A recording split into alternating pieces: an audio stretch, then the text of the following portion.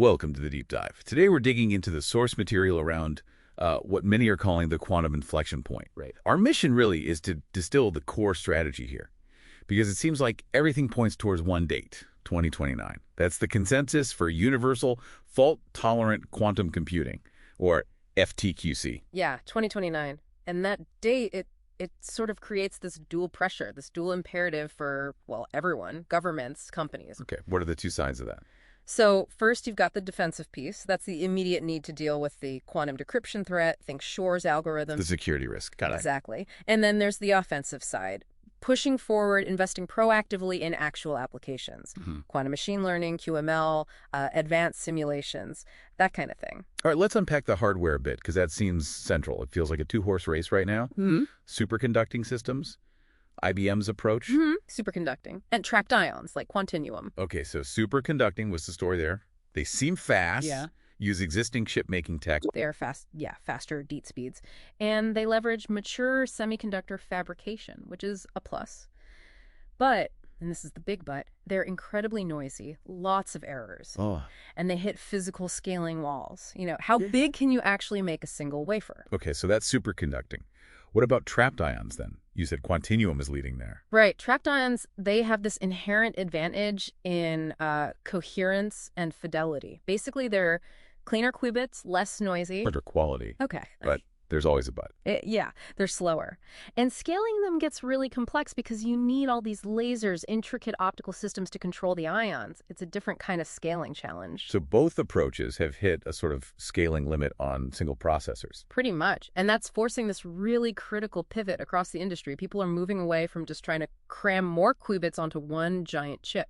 Towards what, then? Towards modular architectures. The idea is to link multiple smaller, high-quality processors together. It's all about finding that strategic sweet spot, balancing the speed you get from, say, superconducting with the fidelity you get from ions, or improving either one enough through this modular approach. Okay, modularity. But hang on, you mentioned noise and errors. Doesn't fixing those errors, the quantum error correction, or QEC, need a ton of extra qubits? Absolutely. That's the overhead problem. Like I read IBM has this 1121 qubit chip, Eagle, but that's physical qubits, right? The real goal is the logical qubit, the stable, corrected one. Exactly. That's the benchmark that matters. And you're right, QEC is incredibly resource intensive. You might need dozens, maybe even historically hundreds of those physical qubits just to encode one reliable logical qubit. So how does that square with the 2029 timeline? That overhead sounds like a huge bottleneck. It was looking like one. It raises that key strategic question. How do you make QEC more efficient? The older methods, like the surface code, they worked, but they needed that massive overhead. So what changed? The strategy shifted. Now the focus is moving towards more advanced codes, specifically quantum low-density parity check codes, or QLDPC. QLDPC. Okay.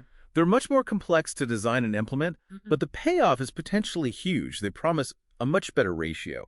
Think maybe needing only 10 or 20 physical qubits for one logical instead of, 100 plus. Ah, okay. That makes the roadmaps make more sense then. It clicks, right. Yeah. IBM is building QLDPC into their roadmap. Their Starling system, the superconducting one, aims for 200 logical qubits by 2029. 200 logical. That sounds usable. Capable of 100 million quantum operations using those modular links we talked about.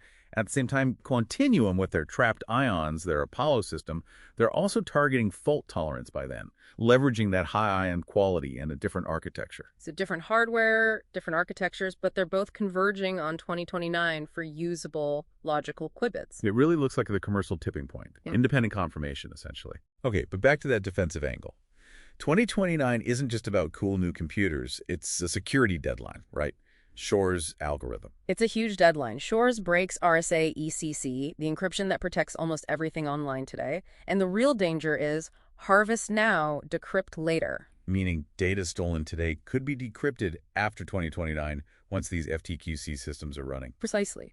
Any sensitive data encrypted with current methods, if it's intercepted and stored now, becomes vulnerable later. So you have to act now. You have to. This makes migrating to post-quantum cryptography, PQC, an urgent necessity. Not some future R&D project, but like compliance. Right. I saw the U.S. government is pushing for federal agencies to phase out legacy crypto by 2035. Exactly.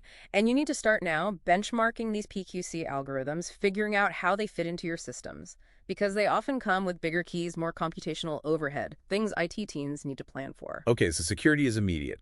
What about getting value before 2029, before full fault tolerance? The NISQ era, they call it. Yeah, noisy intermediate scale quantum, there's definitely value to be had. A big area is hybrid quantum machine learning. Hybrid, so quantum working with classical AI. Exactly. The quantum processor acts as a kind of coprocessor, tackling specific hard parts of a problem. Think about quantum generative adversarial networks, QGANs. QGANs for generating data. Right, generating complex synthetic data, maybe realistic medical images for training AI without using real patient data, or sophisticated financial modeling data. This synthetic data can then boost the training of classical models, even large language models. Interesting. So near-term value in specific AI tasks. What else? Simulation? Simulation is huge. It's actually what quantum computers were originally conceived for. Simulating molecules, materials, it's vital for things like designing better solar panels, catalysts for green chemistry, new battery materials. Such for sustainability. Big time. And even today, before we have full FTQC, insights from quantum algorithms can inform and improve advanced classical simulation software. So there's value there right now, too. Okay, so bringing this all together, if you're listening, what's the main takeaway? It feels like it's not just about counting the raw physical qubits anymore. Definitely not.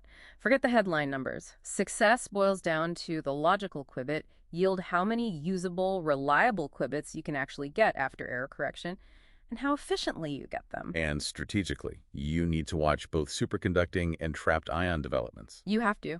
They're both racing to solve the same fundamental QEC challenge, just with different physics and engineering. Diversify your attention, maybe your investments. All right, so final thought for our listeners to chew on. Given that harvest now, decrypt later risk and the 2029 FTQC target, that PQC migration really needs to be seen as a critical security compliance issue, like yesterday. Maybe with a hard internal deadline of, say, 2025 to have a plan locked down. So the provocative question is, what truly critical, long lotto time data are you responsible for right now? Data that absolutely has to remain secure past not just 2029, but maybe even the 2035 transition deadline? Think about that.